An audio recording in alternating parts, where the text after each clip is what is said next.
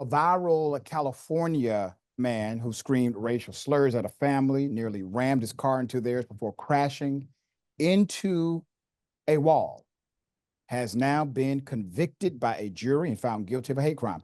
Once sentenced, Tracy Robert Blackwell could spend up to 7 years in prison for the crime we covered right here at TYT. We covered this story when it first occurred. Let's take one more look at the footage. Here it is.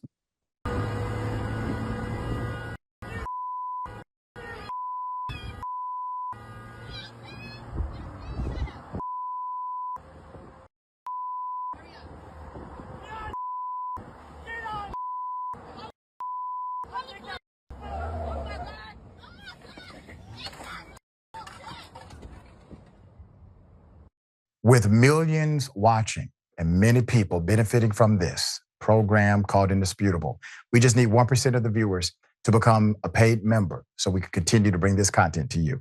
Now back to the show. Yeah. All right. So as both cars made their way up the ramp, this was I-880 freeway, Blackwell started yelling the N-word and other expletives repeatedly at the woman and her children. Blackwell was arrested and charged a few days after the incident. An Alameda County jury found Blackwell guilty. This was September 5th. Blackwell was arrested and charged a few days after the incident.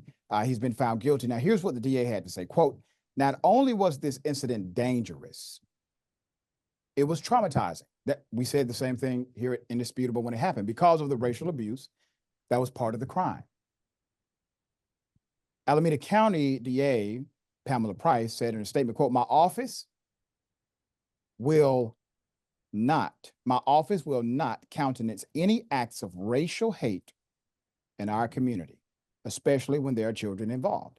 So it turns out this isn't the first time for Blackwell. He's a convicted sex offender, criminal history, drug use, burglary, according to the California Megan's Law Database. December 2000.